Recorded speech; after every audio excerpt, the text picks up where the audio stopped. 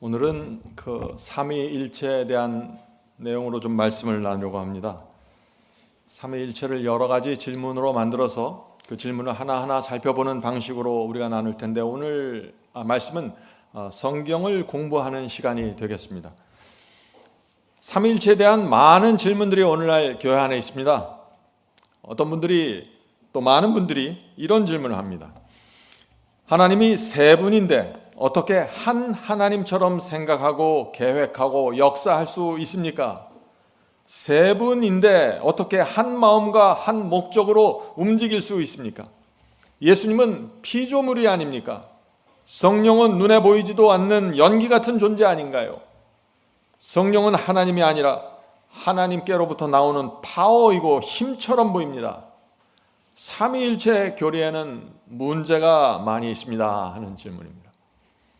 오늘 많은 분들이 이 삼위일체에 대한 확신이 없습니다. 세 분 하나님에 대한 확신 말이죠. 성도 여러분, 하나님, 그리스도, 성령은 누구이며 이 세 분은 어떤 관계일까요? 또 어떻게 역사하셔서 우리를 구원할까요? 이것은 정말 중요한 질문입니다.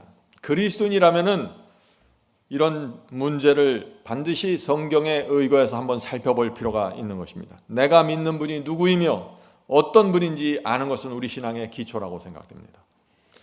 이 세 분 하나님을 정확하게 인식하지 못하면은요, 이 세 분 하나님과의 나와 관계가 맺어지질 않습니다.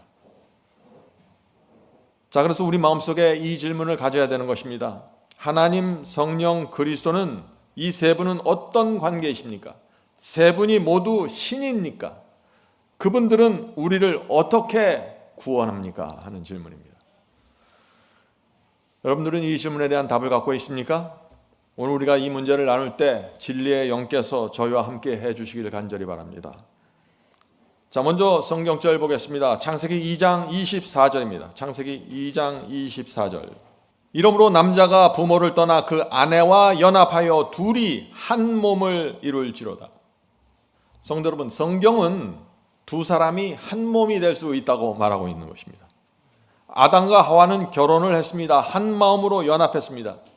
두 사람은 분명히 분리된 두 개의 인격체지만 하나의 공동체가 된 것입니다.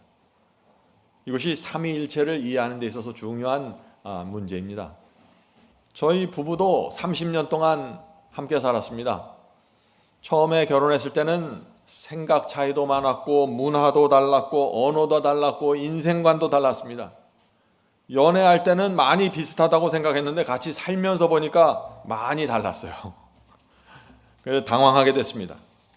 그런데 저희가 신앙으로 하나의 진리를 붙잡고 30년을 살아오면서 어떤 일이 생겼을까요? 하나가 되기 시작하는 것입니다. 이제 서로 무슨 생각을 하는지 알게 되었습니다. 아내는 내가 왜 이 설교를 하고 무엇을 강조하기 원하는지 알고 있습니다. 내가 살아가는 이유와 목적을 제 아내가 잘 압니다. 이제 우리는 서로의 취미를 알고 좋아하는 것이 무엇이고 싫어하는 것이 무엇인지 압니다. 일일이 말하지 않더라도 서로가 무엇을 하는지 알 수 있는 것입니다. 우리가 자녀 교육할 때도 그 목적과 이유가 우리 서로 같다는 것을 서로 압니다. 그래서 일일이 의논하지 않아도 되는 것입니다. 알기 때문에 말이죠. 성도 여러분, 우리 인간 부부가 이런 상태로 100년을 더 살면 어떻게 될까요? 부부 일심동체가 되지 않을까요? 몸은 둘인데 마음이 하나가 되는 것입니다. 생각과 계획과 모든 것이 하나가 되는 것입니다. 하나님과 그리스도와 성령도 마찬가지라는 것입니다. 세 분은 전지전능한 분이십니다. 우주 이쪽에서 저쪽까지 꿰뚫어 볼 수 있는 엄청난 분들이십니다.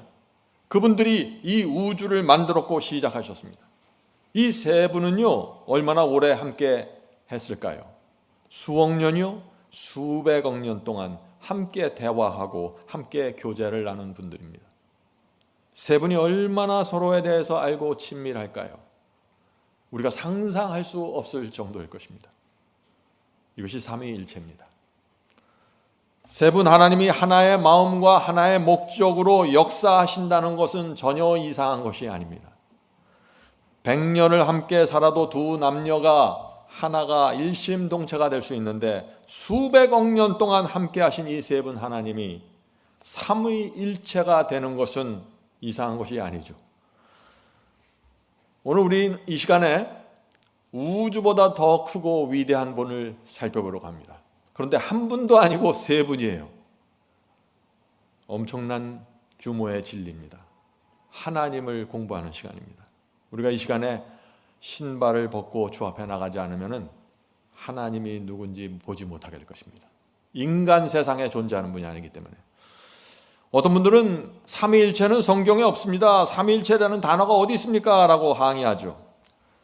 그렇게 생각하면 성육신이라는 단어도 없습니다. 성도 여러분, 이 삼위일체는 하나님과 그리스도와 성령의 관계와 역할을 표현하기 위해서 만들어진 단어입니다.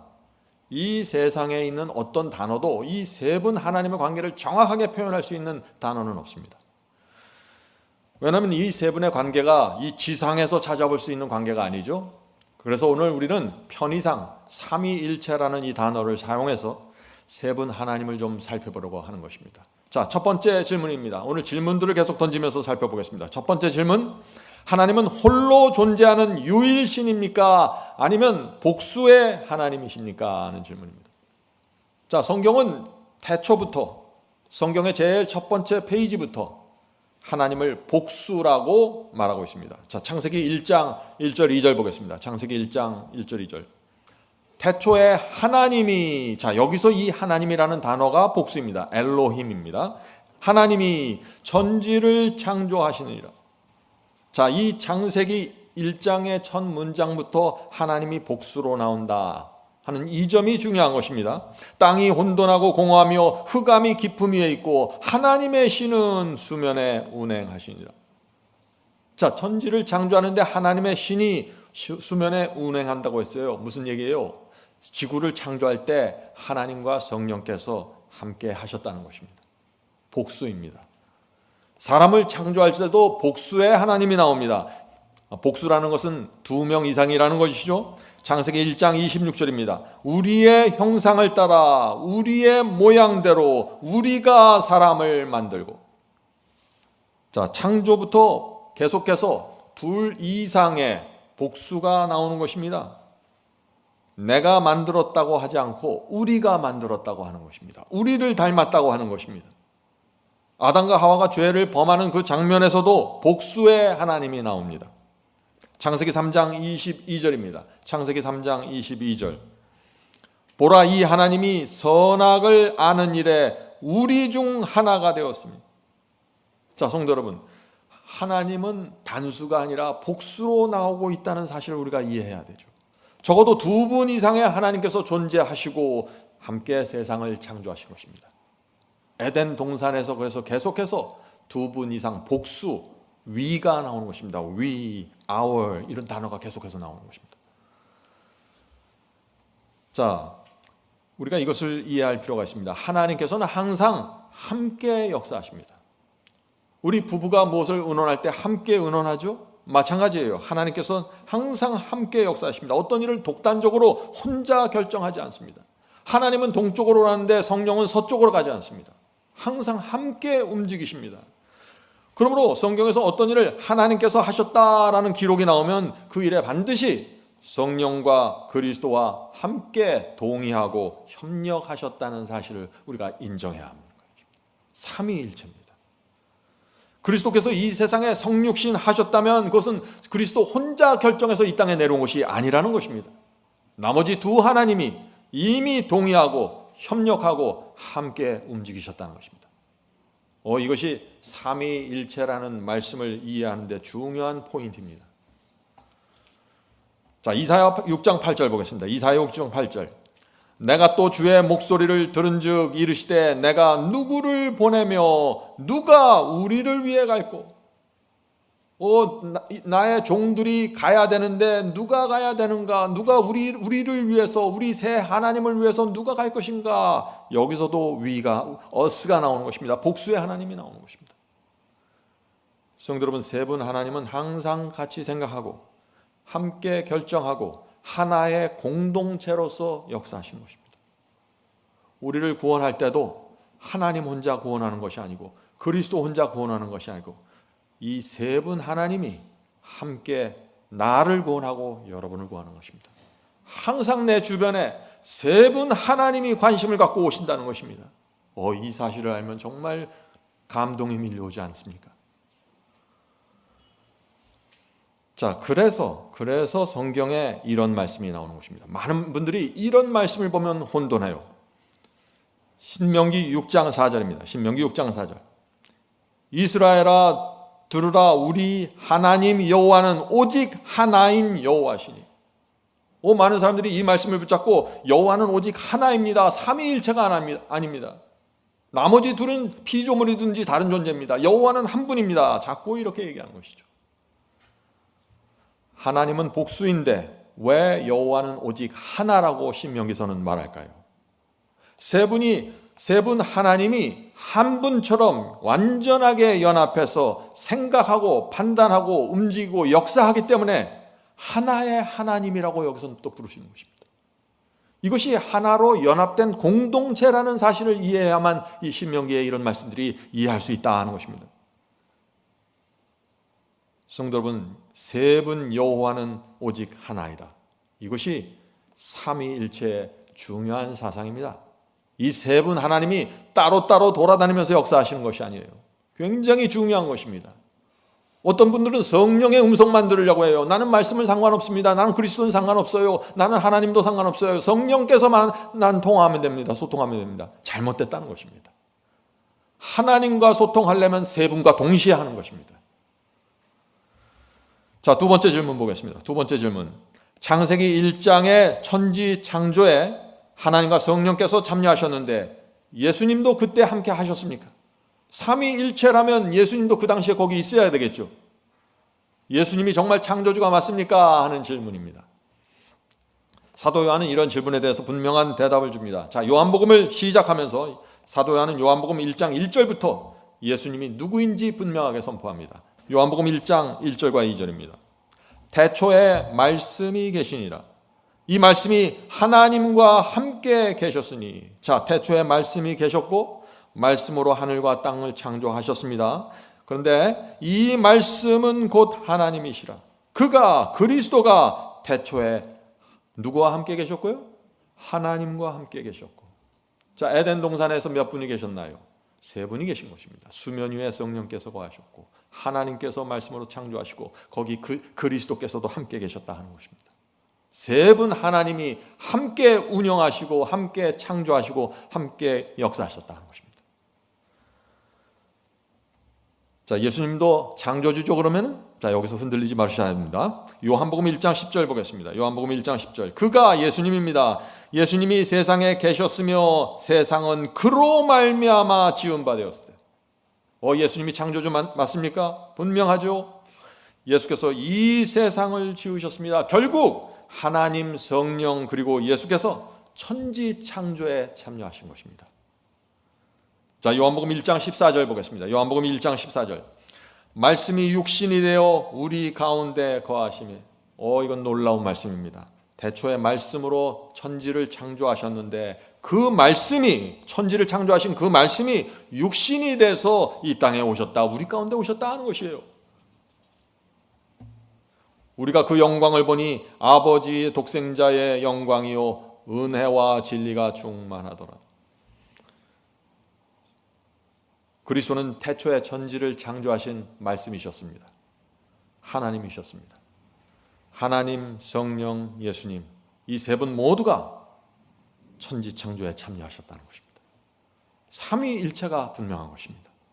자, 요한복음 17장 5절 보겠습니다. 요한복음 17장 5절. 아버지요 창세전에 before the world입니다. 세상이 존재하기 전에 내가 아버지와 함께 가졌던 영화로서 지금도 아버지와 함께 나를 영화롭게 하옵소서. 성도 여러분, 그리스도는 세상이 창조되기 전에 존재했던 분이십니다. 피조물이 아닙니다. 그리스도가 피조물이라는 사상을 이제 내려놓으셔야 됩니다. 이 세상이 존재하기 전부터, 까마득한 그 태고 이전부터 그리스도께서 하나님과 함께 영광을 누리던 하나님이셨습니다. 우리가 이것을 생각하면은요, 주님의 은혜와 사랑 앞에 굴복하게 되는 것입니다.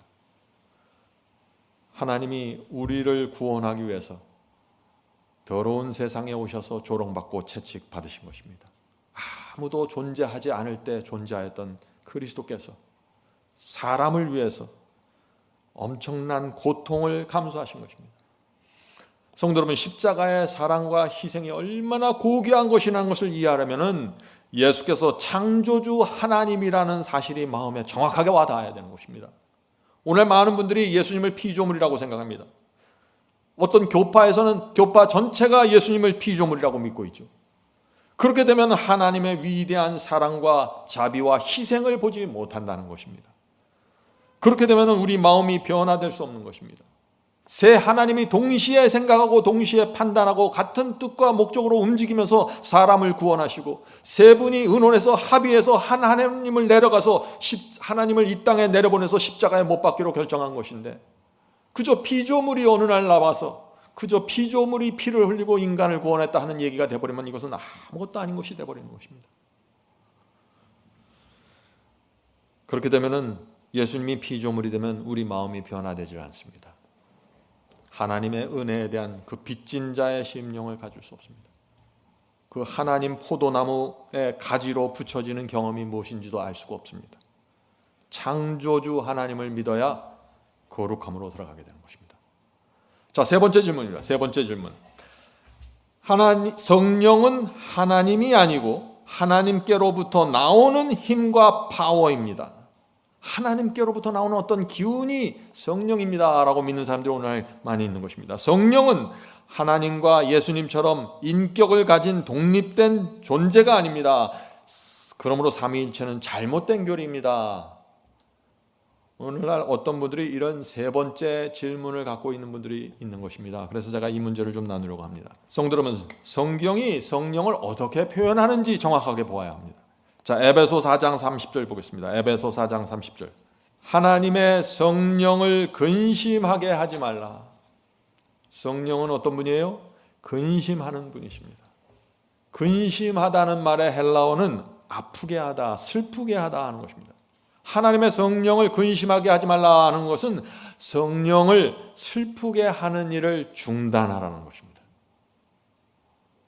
성도 여러분, 이런 표현을 어떤 힘이나 기운이나 파워에 붙일 수 있을까요? 이런 표현을요? 그럴 수 없는 것입니다. 슬프고 근심하는 것은 오직 인격과 지성을 가진 인격체에 대해만 붙일 수 있는 단어입니다. 저와 여러분이 이기심에 끌려다니고 자존심에 끌려다니면서 자꾸 쓰러지고 넘어지고 유혹에 빠지면 그것이 어떻게 해요? 성령의 마음을 슬프게 한다는 것입니다. 우리가 주님 앞에서 정직한 심령으로 내 부족함과 죄를 인정하지 않을 때 성령은 괴로워하고 걱정한다는 것입니다. 왜냐하면 성령은 우리 속을 정확하게 들여다보고 있는데 내가 그것 스스로 덮어버리고 감추면서 나는 아무 문제 없다는 듯이 살아가면 성령께서 그 모습을 보면서 슬퍼하신다는 것입니다. 성도 여러분, 이 성령은 하나님의 입에서 나오는 어떤 기운이나 파워가 아닙니다. 성령은 완전한 느낌과 감정을 가진 인격체십니다. 신입니다. 자, 예수께서도 이 말씀을 분명히 하셨습니다. 마태복음 12장 31절 32절 킹제임스 성경으로 읽겠습니다. 마태복음 12장 31절 32절입니다. 그러므로 내가 너에게 이르노니 사람의 모든 죄와 모욕은 사하심을 얻되 성령을 모욕하는 것은 사하심을 얻지 못하겠고 또 누구든지 말로 인자를 거역하면 사하심을 얻되 누구든지 말로 성령을 거역하면 이 세상과 오는 세상에도 사하심을 얻지 못하리라. 예수께서는 굉장히 강력하게 경고했습니다. 성령을 모욕하지 말라고 말이죠. 다시 말해서 성령은 모욕감을 느낀다는 것입니다.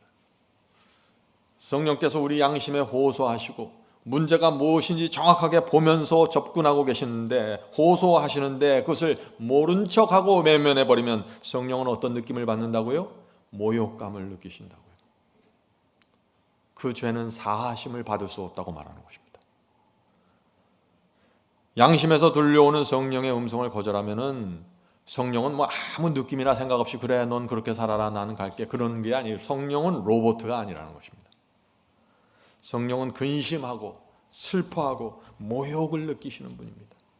그러므로 성령께서 내 속에서 역사하실 때 그 역사를 존중해야 하는 것입니다.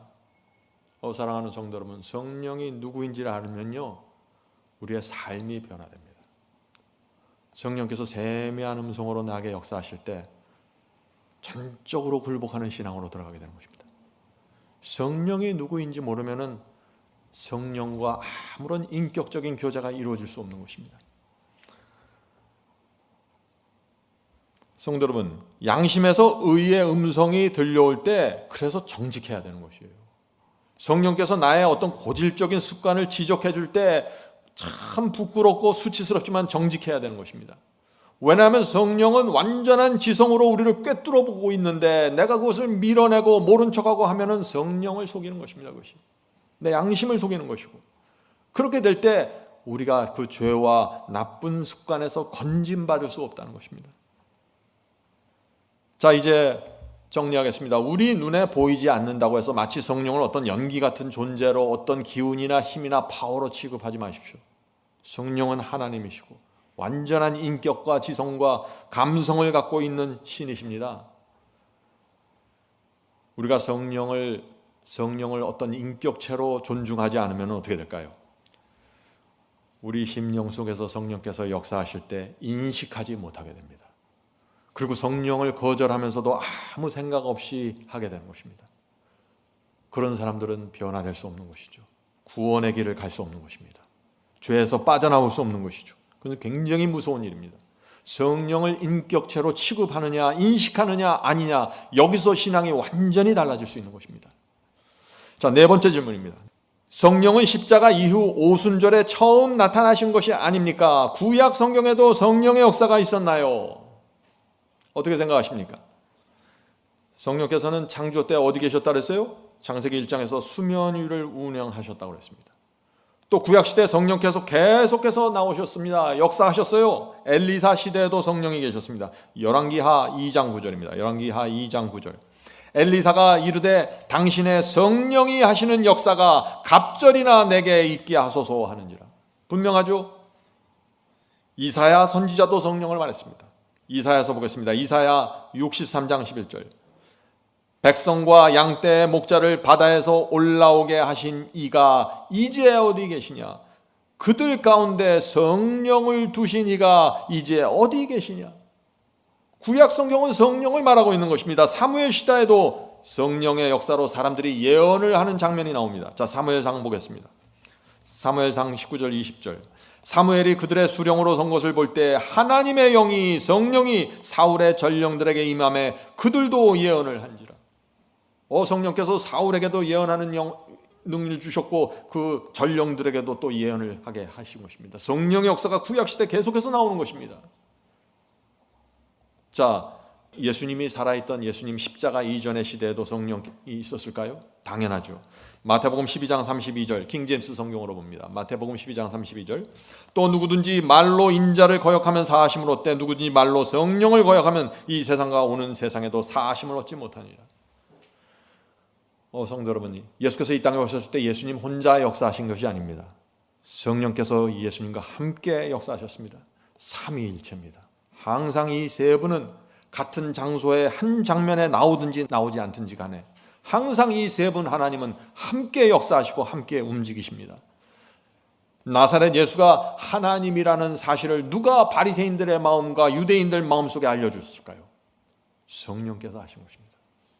예수께서 설교하셨을 때, 예수께서 이적을 행하실 때 성령께서 각 사람의 마음의 역사에서 이분이 하늘에서 내려온 위대한 분이다, 거룩한 분이다 하는 깊은 인상과 감동을 주신 것입니다. 예수께서 팔복을 전하시고 문둥병자를 고치고 죽은 자를 살렸을 때 성령께서 유대인들의 양심 속에, 바리새인들의 양심 속에 저분은 메시아야, 저분은 하나님의 아들이야 라고 말씀해 주시는 것입니다. 유대인들이, 바리새인들이 그 성령의 음성을 거절했기 때문에 어떻게 됐어요? 수많은 사람들이 멸망당한 것입니다. 성령을 거절해서 멸망당한 것입니다. 구원은 예수님을 거절한 게 아니라 성령을, 그들 속에서 역사하시는 성령을 거절했기 때문에 잃어버리게 됐다는 것입니다. 성도 여러분, 이 성령께서는 태초부터 지금까지 우리의 양심 속에, 사람의 양심 속에 말씀하시고 호소하시고 책망하시고 붙잡아 주시면서 사람들을 구원으로 끌고 가는 것입니다. 이 세상 누구도 이 성령을 받아들이지 않으면 구원받을 수 없는 것입니다. 우리가 성경을 읽을 때 성령의 역사가 없으면 그것은 하나의 죽은 글자가 되어버립니다. 성령이 필요한 것입니다. 다섯 번째 질문입니다. 다섯 번째 질문. 예수께서는 내가 하늘로 가면 보혜사 성령을 너희에게 보낸다고 하셨습니다. 성령께서는 어떻게 우리의 구원을 이루십니까? 보혜사 성령, 예수께서 보내주시겠다고 약속한 이 성령이 어떻게 우리를 구원하냐 하는 그런 질문이죠. 요한복음 16장 7절 8절 보겠습니다. 요한복음 16장 7절 8절. 내가 떠나가지 아니하면 보혜사가 성령이 너희에게로 오지 아니할 것이요 가면 내가 그를 너희에게 보내리니 그가 와서 죄에 대하여 의에 대하여 심판에 대하여 세상을 책망하시리라. 자, 성령께서 몇 가지 일을 하십니까? 세 가지 사역을 하십니다. 성령께서 하시는 세 가지 사역 뭔가요? 죄와 의와 심판에 대해서 책망하신다는 것입니다. 자, 책망한다는 것이 혼낸다는 얘기가 아니에요. 책망한다는 말의 원어를 보면은 깨닫게 하다, 양심의 가책을 주다, 확신을 주다, 꾸짖다, 다양한 의미가 있습니다. 자, 성령의 첫 번째 사역이 무엇입니까? 우리가 죄를 범할 때 죄를 깨닫게 해주십니다. 그래서 성령께서 내 속에 거하시지 않으면, 역사하지 않으면 죄를 막 범하고 사는데 죄를 깨닫질 못하는 것입니다. 여러분들 주변에 그런 분들 보셨어요? 엄청난 잘못을 했는데 자기가 무슨 일을 하는지 몰라요. 성령의 역사가 이루어지지 않는 것입니다. 성령을 속에서 계속해서 거절하고 있고 무시하고 있는 것입니다. 그래서 우리가 아무리 아름답게 포장해서 말을 한다고 할지라도 성령께서는 그 사람의 동기와 마음의 중심과 의도를 아시는 것입니다. 그래서 불순한 동기와 더러운 의도를 가지고 내가 어떤 아름다운 말을 하려고 하면은 성령께서 그것을 인정하지 않고 내 속에 들어와서 지적해 주시고 책망하시고 가책을 주시는 것입니다. 그래서 거듭난 그리스도인은 죄를 의도적으로 고집할 수 없는 이유가 바로 여기 있는 것입니다. 내가 어떤 나쁜 의도와 나쁜 동기로 아무리 멋있는 일을 하려고 할지라도 성령께서는 내 양심의 중심을 들여다보고 오시기 때문에, 책망하시기 때문에 내가 그것을 고집할 수 없다는 것입니다. 그래서 이것이 죄에서 건짐받는 것입니다. 성령께 감사해야 됩니다. 성령의 음성이 들려올 때 감사해야 됩니다. 물론 우리는 실수할 수 있습니다. 그런데 악한 동기와 의도를 성령께서 가르쳐 주시는데 그것을 고집할 수는 없다는 것입니다. 성도 여러분, 성령께서 우리를 책망하시는 것이 그래서 그것을 은혜라고 부르는 것입니다. 성령의 은혜라고 부르는 것입니다. 나를 구원하기 위해서 죄를 지적해주고 그 죄를 포기하라고 알려주시는 것, 은혜라는 것입니다. 어떤 분들은 이 말씀을 받으니까 양심이 예민해져서 자꾸 성령께서 나에게 뭐라 그래서 너무 예민해서 살아가기 힘들다. 오해죠. 성령께서 그렇게 책망하시고 와서 알려주지 않으면은 나는 죄가 무엇인지 불의가 무엇인지 아무것도 모르고 살아가고 멸망으로 들어가는 것입니다. 마음의 통증을 내릴 때 그것을 은혜로 받으셔야 한다는 것입니다. 만약 내가 은밀히 죄를 범하고 있는데, 은근히 저 사람을 미워하고 있는데 성령의 책망을 듣지 못하고 양심의 가책을 받지 못하면 어떻게 될까요? 그냥 세속을 마음에 품고 잘못된 감정을 마음에 품고 아무렇지도 않게 살아가는 것입니다. 그것은 굉장히 위험한 것이죠. 자, 성령의 두 번째 사역 무엇입니까? 두 번째 사역, 의가 무엇인지 깨닫게 해주십니다. 의가 무엇인지. 우리의 양심 속에서 성령께서 그래, 그것이 의다, 그 길로 가야 해, 힘을 내라. 성령의 역사입니다. 내가 말씀을 벗어나려고 하면 아니야, 이 길이 의의 길이야, 의로 가, 이렇게 알려주시는 것입니다. 이 길로 가야만 평강을 누릴 수 있어 알려주시는 것입니다. 성령의 역사입니다. 우리 마음속에 책망이 들리고 용기가 오고 소망이 올라올 때 성령께서 내 속에서 역사하시는 것입니다. 그것을 존절한 마음으로 받으셔야 되는 것입니다. 자, 성령의 세 번째 사역, 심판을 경고해 주십니다. 우리가 불순종과 죄를 고집할 때 심판에 대한 두려움을 주십니다. 더 이상 가지 말라고 말이죠. 악한 감정과 악한 마음을 계속해서 품고 있으면 어떻게 될까요? 악으로 가던 길을 바꾸지 않고 고집하면 어떻게 될까요? 성령께서 오셔서 심판으로 책망해 주십니다. 두려움을 주세요, 마음속에. 성령의 은혜입니다. 의학적으로 볼 때 통증을 느끼지 못하는 병이 있다고 합니다. 통증을 느끼지 못하는 병. 그 병에 걸리면 통증 신경이 마비가 되어서 통증을 느끼지 못한다는 것입니다. 통증을 느끼지 못하는 게 어떻게 해요? 뜨거운 난로를 이렇게 붙잡고 있어도 몰라요. 통증이 없기 때문에. 못을 박다 망치로 손을 쳐도 못 느끼는 것입니다. 그런 사람은 어떻게 될까요? 계속해서 멍이 들고 상처가 생기고 피가 나고 고통스럽게 살아가게 되는 것입니다. 무통증, 통증을 느끼지 못하는 병입니다. 통증은 아픈 것이에요. 그런데 통증은 필요한 것입니다. 통증은 우리를 보호하는 것입니다. 통증이 없으면 결국 생명을 잃어버립니다. 통증이 없으면 우울증에 걸립니다. 아무리 해도 통증이 없기 때문에. 우리 마음에 악이 들어올 때 성령께서 마음에 통증을 주십니다. 어떤 통증을 주실까요? 그것을 고집하면 그 죄의 결과에 대한 책임을 준다. 책임을 네가 져야 돼. 통증입니다. 우리를 살리기 위한 통증의 신호입니다. 그래서 우리가 성령을 속이고 기만하는 것은 굉장히 위험하다 하는 것입니다. 성도 여러분, 성령은 완전한 인내자입니다. 우리가 천국 가는 길에서 벗어나지 않고 끝까지 하늘 예루살렘으로 들어가기 위해서 때때로 죄를 책망하고 때때로 의를 호소하면서 때때로 심판을 경고하면서 우리 속에 들어와서 완전한 구원의 길을 지켜주시는 것입니다. 얼마나 감사합니까?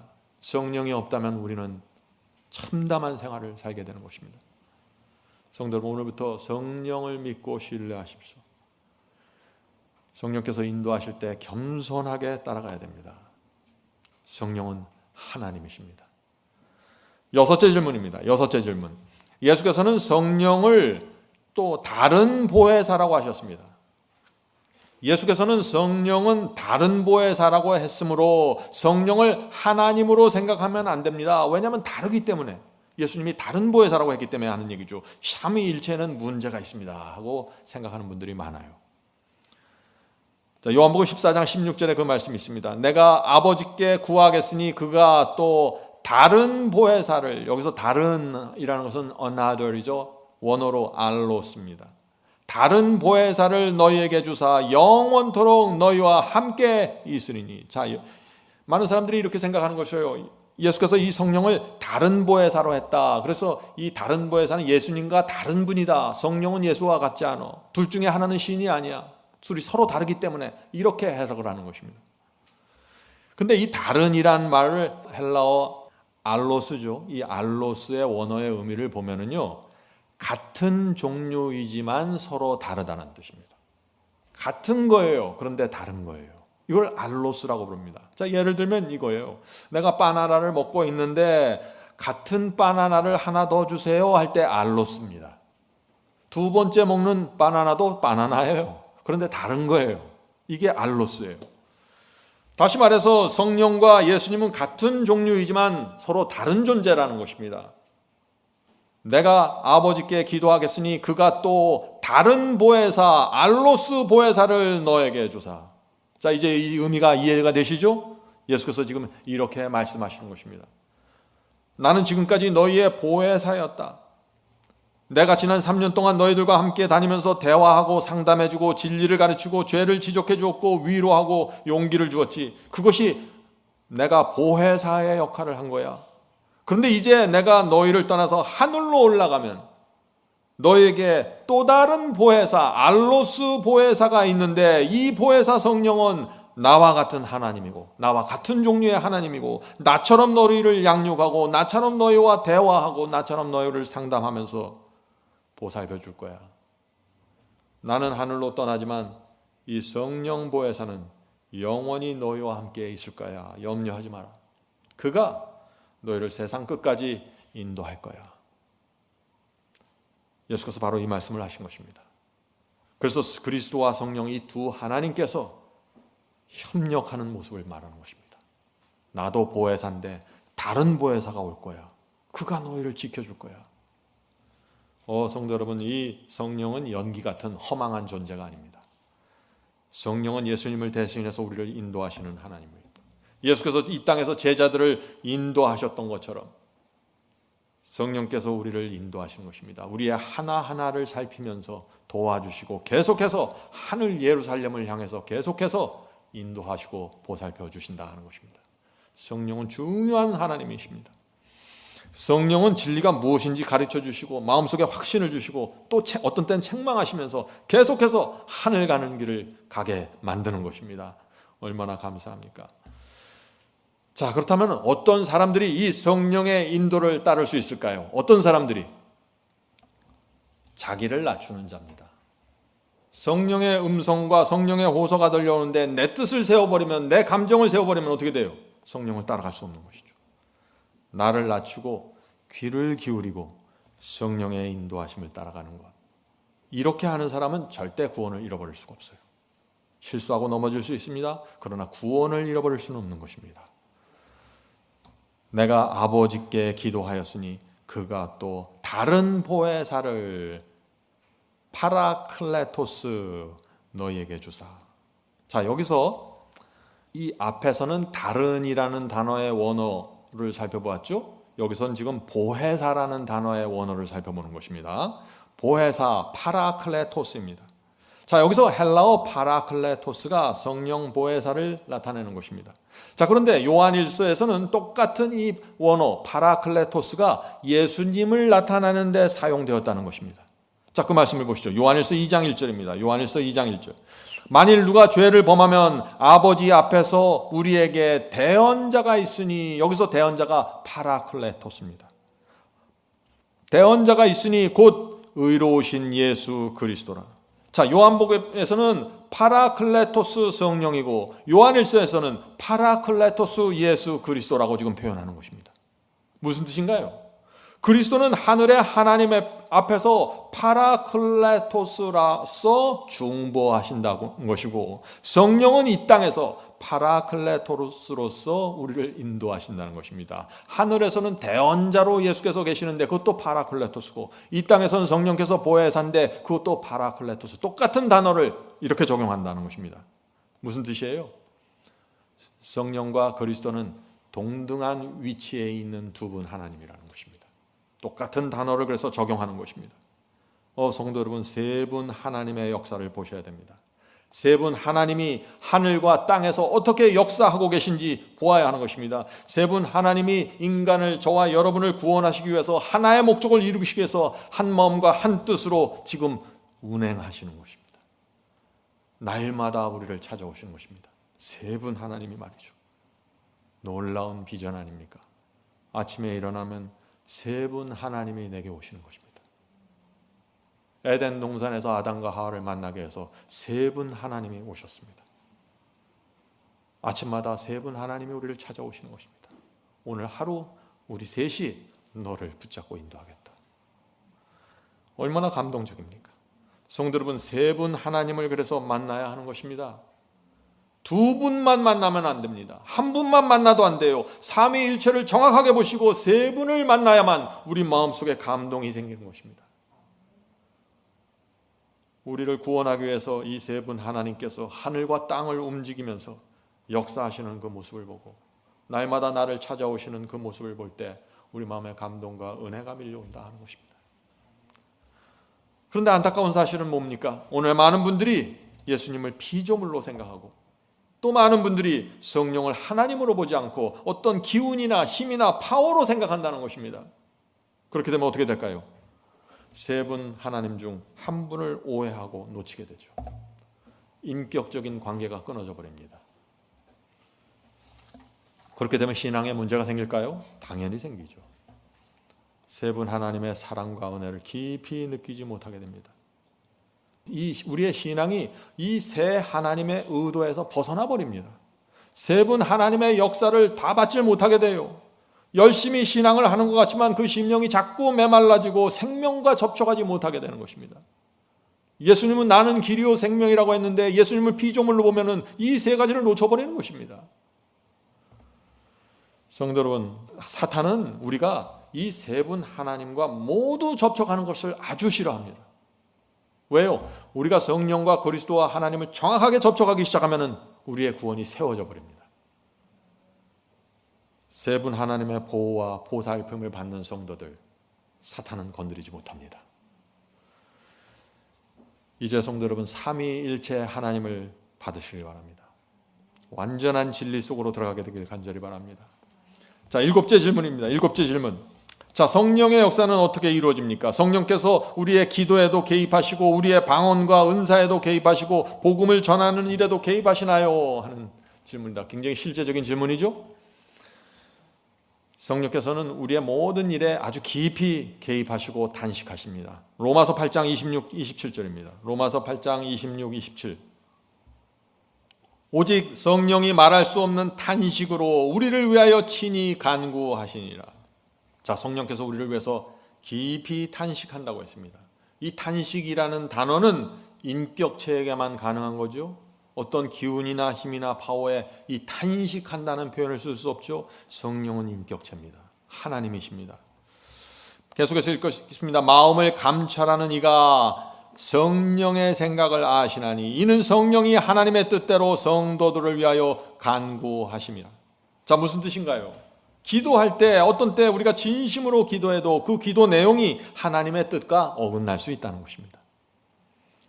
정말 하나님의 뜻대로 살고 싶어서 간절한 마음으로 기도했는데 그 기도 내용이 잘못될 수 있다는 것입니다. 엉뚱한 것을 기도할 수 있다는 것입니다. 하나님의 뜻은 서쪽인데 나는 동쪽을 진지한 마음으로 간절히 소원할 수 있다는 것입니다. 왜요? 진리를 정확하게 알지 못할 때, 하나님의 뜻을 정확하게 분별하지 못할 때 나도 모르게 그런 기도를 한다는 것입니다. 순수한 마음으로 말이죠. 그럴 때 어떻게 해요? 성령께서 하나님 앞에 나아가 안타까운 마음을 가지고 탄식하신다는 것입니다. 어떻게 탄식할까요? 이렇게 합니다. 하나님, 이 사람의 마음은 지금 진실합니다. 제가 압니다. 말씀대로 살려고 하는데 이 사람이 하나님의 뜻을 잘 헤아리지 못해서 빗나간 기도를 드리고 있습니다. 이 사람의 마음은 하나님께 충성하고 영광을 돌리고자 하는 소원으로 가득 차 있습니다. 이 성도의 마음과 의도를 제가 압니다. 하나님, 헤아려 주시옵소서. 이것이 성령의 탄식입니다. 그래서 우리의 의도와 마음이 순수하기만 하면은 우리의 기도에 문제가 없습니다. 우리가 알고 있는 진리 안에서 순수한 마음으로 기도하십시오. 그럼 성령께서 중간에서 탄식함으로 하나님께 정확하게 전달해 주신다는 것이죠. 그래서 우리가 순수한 마음으로 기도해도 어떤 때는 응답이 안 되는 것입니다. 내가 빗나간 기도를 드렸기 때문에 말이죠. 성도 여러분, 성령을 아시겠습니까? 성령은 사랑과 배려가 충만하신 하나님이십니다. 자, 성령께서는요, 우리에게 어떤 은사가 필요한지 판단하고 결정해서 주십니다. 자, 그 말씀 보죠. 고린도전서 12장 8절부터 11절입니다. 고린도전서 12장 8절부터 11절. 어떤 이에게는 성령으로 말미암아 지혜의 말씀을, 어떤 이에게는 같은 성령을 따라 지식의 말씀을, 다른 이에게는 같은 성령으로 믿음을, 어떤 이에게는 한 성령으로 병 고치는 은사를. 자, 계속해서 은사가 나오는데 이걸 누가 주는 거예요? 성령께서 주시는 것이에요. 다른 이에게는 각종 방언 말함을, 어떤 이에게는 방언들을 통역함을 주시나니 이 모든 일은 같은 한 성령이 행하사 그 뜻대로, 성령의 뜻대로 각 사람에게 나눠주시는 거예요. 성령께서 당신의 뜻대로 은사를 나눠주시는 것입니다. 성령께서 어떤 사람을 볼 때 그 사람의 마음과 중심과 그 사람이 진리를 대하는 자세와 하나님의 말씀을 따라가는 그 신앙을 보면서 이 사람에게는 지금 이런 은사가 필요하겠구나, 성령께서 판단하신다는 것입니다. 오늘날 교회의 문제가 뭐예요? 근데 내가 판단합니다.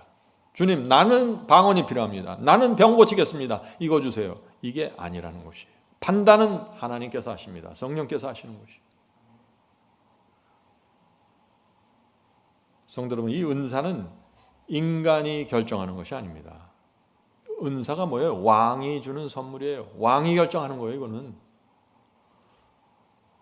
은사는 내가 원하는 것을 하나님께 받아내는 것이 아니에요. 산에 가서 이제 내가 이번 달에 한 일주일 기도해서 이거 받아내야지, 그렇게 해서 산 올라가는 게 아니라는 것입니다. 우리가 성령을 부리는 게 아니라 성령께서 우리를 부리시는 거예요. 성령께서 우리에게 필요한 은사를 주시고 너가 이런 일을 하라, 이런 서역을 하라, 이렇게 섬겨라, 성령께서 우리를 부르시는 거예요. 성령에 대한 또 다른 오해가 있죠.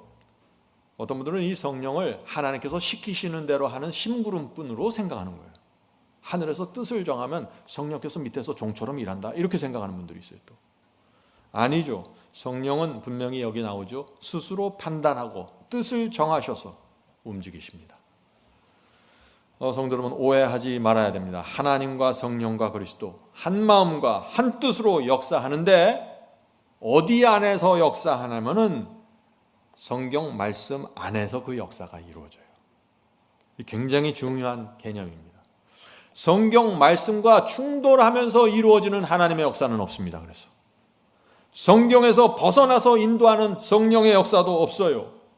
성경 말씀과 항상 나란히 가고 일치하고 조화를 이루는 것입니다. 그래서 여러분이 성경 말씀 안에 있으면 세 분 하나님 안에 거하는 것입니다. 그리스도 안에 거하는 것이 무엇입니까? 자꾸 물어봐요, 사람들이. 말씀 안에 거하세요. 그것이 그리스도 안에 거하는 것입니다. 어떤 분들은 성령을 내가 따라가고 있습니다. 나는 성령의 음성을 듣고 있습니다. 날마다 일어나서 성령께서 내게 깊은 감동을 줍니다. 그런데 말씀과 계속해서 충돌하고 계속해서 불순종해요. 성령 아니에요. 성령은 말씀과 충돌하지 않습니다. 그것은 미혹당한 것입니다. 제가 미혹당했다 그러면 여러분들 깜짝 놀라시겠죠. 그럼 내가 미혹당한가? 염려하지 마세요. 모든 사람들은 어두운 빛에서부터 시작해서 점점 더 밝은 빛으로 가는 것입니다. 처음 주님을 영접했을 때 완전한 빛을 받고 나오는 사람은 단 한 사람도 없어요. 다 어둠 속에 있지만, 다 부분적인 진리를 갖고 어려움 속에 있지만 하나님께서 주시는 빛을 볼 때마다, 빛이 점점 밝을 때마다 따라오는 자들, 그들이 의인이고 그들이 의인입니다. 여러분들이 과거에 잘못된 성령을 이해했을지라도 이제 여러분이 진리를 받고 나오면 되는 것입니다. 과거는 하나님께서 책임을 묻지 않으십니다. 왜? 모르고 했던 거기 때문에. 자, 성도 여러분, 하나님과 예수님과 성령과 말씀은 하나입니다. 이거 잊지 마세요. 이 진리가 마음에 분명하게 세워지면 더 이상 마귀의 미혹에서 벗어나게 되는 것입니다. 사탄이 아무리 여러분을 미혹한다고 할지라도 세 분 하나님과 말씀을 함께 붙잡고 있으면 안전합니다. 말씀 따로 성령 따로가 아니에요. 삼위일체입니다. 이 삼위일체가 말씀을 놓고서 우리를 역사하시는 거고 우리를 구원하는 것입니다. 성령께서는 놀라운 일을 하십니다. 사람을 부르시고 마음에 확신을 주시고 감동을 주셔서 이 사람을 저리로 이 사람을 이리로 파송하십니다. 성령께서 하십니다. 사도행전 13장 2절 4절입니다. 사도행전 13장 2절 4절. 성령이 가라사대 내가 불러 시키는 일을 위하여 바나바와 바울을 따로 세우라. 여기 표현이 분명하죠. 성령께서 누구를 불러 세운다고 했어요. 이에 금식하며 기도하며 두 사람에게 안수하여 보내니라. 두 사람이 성령의 보내심을 받아 실루기아에 내려가 거기서 배를 타고 구브로에 가서. 자, 성도 여러분, 이 성령께서 역사하시는 모습이 보이시나요? 성령은 사람들의 마음에 호소하시고 그 사람의 마음에 확신을 주시고 부담을 주십니다. 그리고 도움이 필요되는 파송주로 떠날 수 있는 희생의 마음을 허락해 주십니다. 성령께서 마음을 붙잡고 역사해 가시는 장면입니다. 성령은 우리 양심으로 인식할 수 있는 언어를 구사합니다. 성령께서 말씀하시면 우리 양심이 그 의미를 알아듣는 것이에요. 그래서 우리가 성령께서 인도하시는 삶을 살 수 있는 것입니다. 이것이 교제예요. 성도 여러분, 성령께서 그래서 조용히 말씀하실 때 조용히 납작하게 엎드려서 귀를 기울여야 하는 것입니다. 그래야만 성령께서 우리 마음을 움직이시고 감동을 주시고 확신을 주시고 부담을 주셔서 우리의 삶을 이동시켜 가는 것입니다. 제가 미국에서 한국에 올 때 성령께서 제 마음에 부담을 주셨습니다. 불안하고 두려웠습니다. 근데 성령께서 이것은 하나님의 섭리라는 확신을 주셨어요. 이 한국이라는 선교지로 오는데 어려운 장애물들이 그때 제 삶 속에 많이 있었습니다. 주변에서 걱정하는 사람들이 있었고 또 자녀들과 헤어지는 것도 쉽지가 않았습니다. 성령께서 제 마음과 발걸음을 재촉하셨고 인도하셨습니다. 성령께서 이런 일들을 하신다는 거죠. 사람들에게 직접. 성도 여러분, 성령을 그런데 기운이나 힘으로 알면은요, 성령과의 이런 교제들이 끊어져 나갑니다. 아주 허망한 신앙을 하게 되는 것입니다. 우리는 온 마음을 다해서 성령을 의지하고 날마다 성령께 바짝 다가가서 기도하고 무릎 꿇어 해야 되는 것입니다. 성령께서 알려주실 때 따라가는 것이죠. 이것이 구원받는 성도의 모습입니다. 자, 8째 질문입니다. 8째 질문. 하나님과 예수님과 성령은 세상 끝까지 우리와 함께 하십니까? 이 땅에서는 성령만 역사하는 것이 아닌가요? 하나님과 예수님은 하늘에 계시고 이 땅에서는 성령만 지금 돌아다니면서 역사하시는 것이 아닙니까? 라고 말하는 것이죠. 삼위일체를 모르면 이런 질문이 자꾸 나와요. 마태복음 28장 19절 20절 보겠습니다. 마태복음 28장 19절 20절. 너희는 가서 모든 족속으로 제자를 삼고 아버지와 아들과 성령의 이름으로 침례를 주고, 삼위일체죠. 아버지와 아들과 성령의 이름으로 침례를 주고 내가 너에게 분부한 모든 것을 가르쳐 지키게 하라. 내가 세상 끝날까지 너희와 함께 있으리라. 자, 이 말씀에서도 하나님과 그리스도와 성령이 세 분이 나란히 나옵니다. 예수께서는 이 세 분 하나님께서 역사하신다는 사실을 분명하게 선포하셨죠. 이 삼위일체의 역사입니다. 자, 근데 이 성경절에 보면은 예수께서 말씀하셨죠. 하늘 아버지와 아들과 성령의 이름으로 침례를 베풀라라고 했습니다. 자, 이 말씀이 무슨 뜻입니까? 침례를 베푸는데 세 분 하나님의 이름으로 베풀라는 것입니다. 무슨 얘기예요? 세 분 하나님을 창조주 여호와 하나님으로 믿는 자들이 침례받을 수 있는 거예요. 세 분 하나님의 이름으로 또 침례를 주라고 그랬죠. 그건 뭐예요? 하나님과 그리스도와 성령의 이름이 새겨져 있는 말씀을 받아야 된다는 것입니다. 그 말씀을 받아야 침례로 들어갈 수 있다는 것입니다. 왜냐하면 이 세 분 하나님은 말씀과 분리될 수 없는 분이에요. 세 분 하나님은 진리와 분리될 수 없는 것입니다. 그래서 세 분 하나님의 이름으로 침례를 받으려면 세 분 하나님이 인정하는 말씀과 인정하는 진리를 받고 물속으로 들어가야 되는 것입니다. 성도 여러분, 다시 말씀드립니다. 이 세 분 하나님은 진리와 분리될 수 없습니다. 사탄은 거짓으로 역사하기 때문에 이 하나님께서는 반드시 이 세 분 하나님은 진리로만 역사하실 수밖에 없는 것입니다. 하나님은 어떤 때는 진리로 역사하다가 상황이 달라지면 또 거짓으로 역사하고 왔다 갔다 하시는 분이 아니에요. 사람들은 자꾸 이 세 분 하나님을 그렇게 이해해요. 과거에 여러분들이 잘못된 미혹을 당했으면 그것은 성령의 역사가 아니었어요. 어둠 속에 있었기 때문에 미혹당한 거예요. 그런데 그런 사람들을 구원하기 위해서 하나님께서는 진리를 주시는 것입니다. 그래서 그것을 붙잡고 나옴으로써 세 분 하나님의 역사 속으로 완전하게 들어오는 것입니다. 전혀 이상한 것이 없습니다. 이 세상에 태어나는 모든 성도들은 그런 경험을 통해서 세 분 하나님 앞에, 진리 앞에 정확하게 나가게 되는 것입니다. 저도 마찬가지고요. 성경에는 이 삼위일체가 분명합니다. 성경에 특별한 장면이 있는데요. 이 세 분 하나님이 한 자리에 모두 모인 장면이 나옵니다. 특별한 장면이죠. 그 장면이 어딜까요? 마태복음 3장 16절입니다. 마태복음 3장 16절 17절. 예수께서 침례 받는 장면이죠. 예수께서 침례를 받으시고 곧 물에서 올라오실새 하늘이 열리고 하나님의 성령이 비둘기같이 내려 자기 위에 임하신 것을 보시더니 하늘로서 소리가 있어 말씀하시되 이는 내 사랑하는 아들이요 내 기뻐하는 자라 하시니라. 자, 이 장면에 세 분 하나님의 모습을 볼 수 있죠. 지구를 구원하는 세 분 하나님께서 지금 한 자리에 모이셨습니다.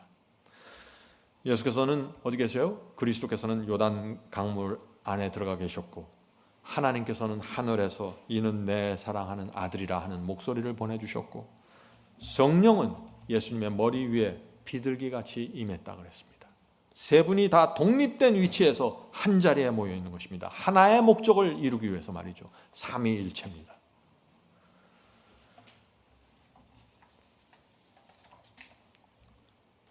저희 교회에서 이 침례를 줄 때마다 이 삼위 하나님께서 이렇게 모여 계시면 얼마나 좋을까요? 은혜가 충만한 그런 침례가 될 것입니다. 자, 고린도후서 13장 13절에도 이 삼위 하나님이 등장합니다. 고린도후서 13장 13절.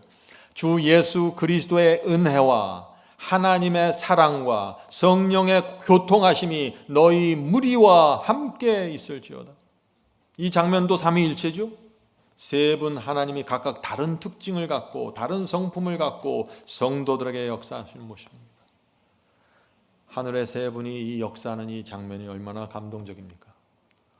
만약 저희 교회 주 예수 그리스도의 은혜와 하나님의 사랑과 성령의 교통하심이 여기 계신 그리스도인들에게 우리 모두에게 항상 함께 하시면 얼마나 감동적일까요?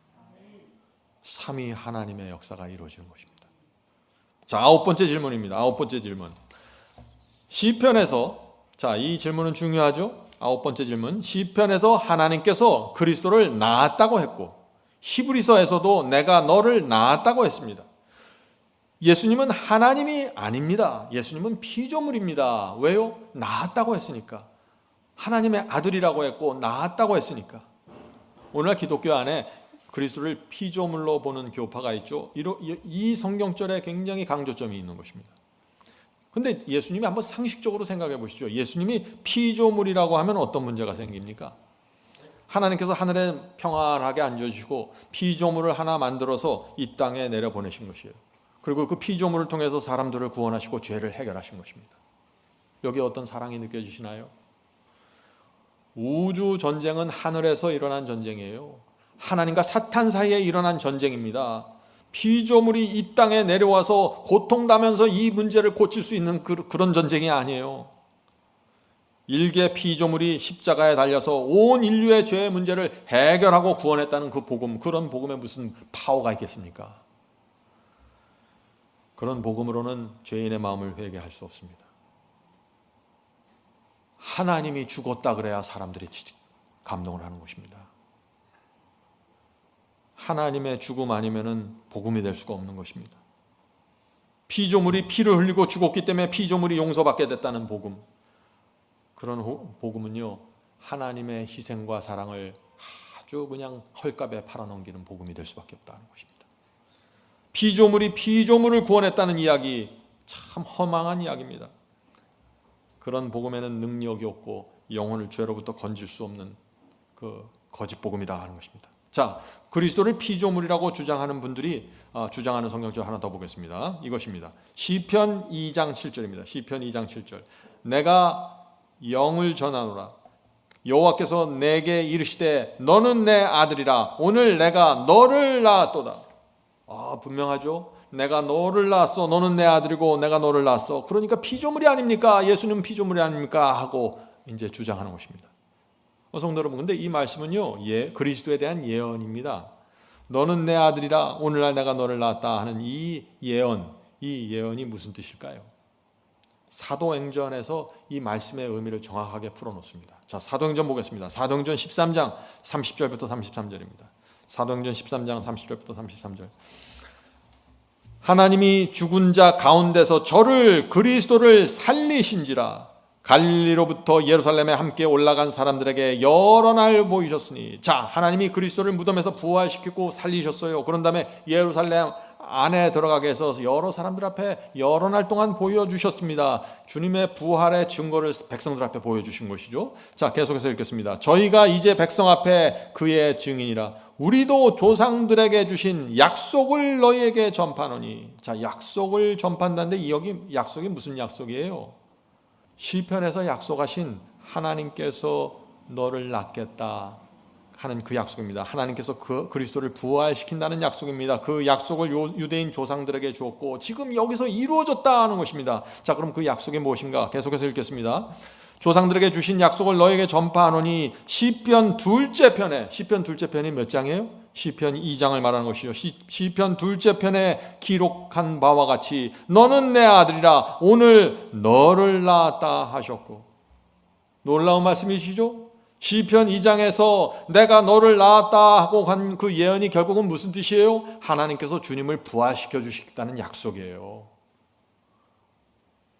시편 2장 7절에 내가 너를 낳았다 하는 이 말씀은 하나님께서 예수님을 창조했다, 예수님을 피조물로 창조했다는 의미가 아니라 하나님께서 예수를 무덤에서 부활시켜서 예루살렘에 보내서 여러 사람들 앞에서 보여서 부활의 증거를 만들어주겠다는 그 약속이 성취라는 것입니다. 내가 너를 낳았다 해요.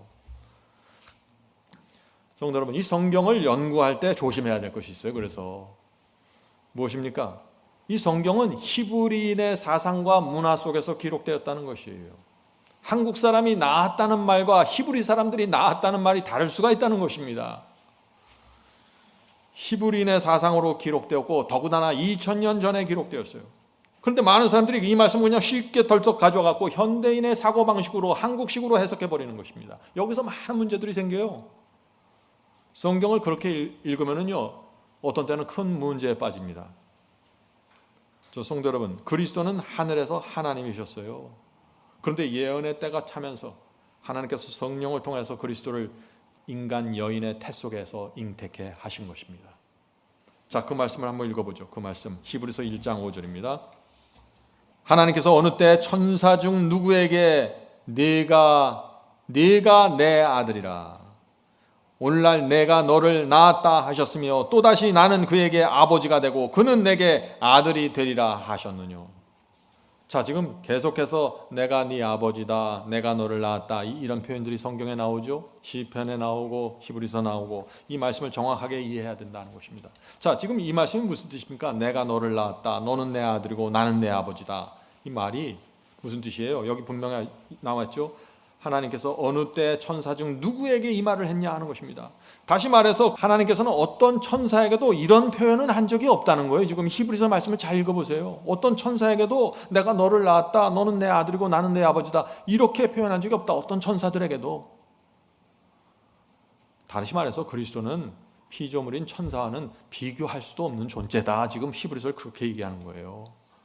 하나님과 그리스도는 아버지와 아들처럼 아주 가깝고 친밀한 관계라는 것을 말하는 것이죠. 자, 히브리서 5장 5절의 말씀을 또 보죠. 또한 이와 같이 그리스도께서 대제사장 되심도 스스로 영광을 취하심이 아니요 오직 말씀하신 이가 저더러 이르시되 너는 내 아들이니 내가 오늘날 너를 낳았다 하셨고. 자, 히브리서의 시편에 자꾸 내가 너를 낳았다 하는 말씀이 나오니까 사람들이 예수님은 피조물이구나 라고 착각할 만하죠. 그런데 그렇게 착각하면 안 된다는 것입니다. 오해라는 것이에요. 왜요? 이거하고 반대되는 말씀들이 너무나 많아요. 자, 보세요. 이사야 9장 6절 보겠습니다. 이사야 9장 6절. 이는 한 아기가 우리에게 낳고 한 아들을 우리에게 주신 바 되었는데, 지금 뭐예요? 하나님께서 한 아들, 한 아기를 주셨다는 것이죠. 예수님을 말하는 것입니다. 예수님이 누구인가 이사야서가 설명합니다. 그의 어깨에는 정사를 메었고 그의 이름은 기묘자라 모사라 전능하신 하나님이라. 예수님 누구라고요? 그 한 아들이 누구라고요? 전능하신 하나님이라. 영존하는 아버지라. 기가 막히죠? 이사야는 그리스도를 영존하는 아버지라고 지금 부르고 있어요. 영존하는 아버지라 평강의 왕이라 할 것임이라. 놀라운 말씀입니다. 성도 여러분, 주님이 누구십니까? 전능하신 하나님, 영존하시는 아버지. 주님을 하나님의 아들이라고 불렀는데, 내가 너를 낳았다고 했는데, 다른 쪽에선 주님은 전능하신 하나님이고 영존하시는 아버지라고 지금 하고 있는 것입니다. 그래서 사람들이 혼돈하는 것이에요. 왜 이런 문제가 생길까요? 이것을 많은 사람들이 인간 가족으로 생각해서 그래요. 하나님은 아버지고 그리스도는 아들이구나, 그러니까 나랑 내 자식하고 이런 관계구나, 이렇게만 단순하게 생각해버려요. 이걸 이해하셔야 돼요. 하나님과 그리스도와 이 성령의 삼위의 관계는요, 이 세상에 존재하지 않는 관계예요. 이런 관계는 없어요. 그래서 세 분 모두 하나님이시고, 세 분 모두 동등하시고, 세 분 모두 전능하시고, 세 분 모두 영존하시고, 세 분 모두 아버지가 되는 거예요. 세상에 이런 관계가 어디 있어요? 그런데 성경은 그렇게 부른다는 것입니다. 나머지 몇 가지 질문들이 있는데 이것은 다음 시간에 계속해서 이어가도록 하겠습니다.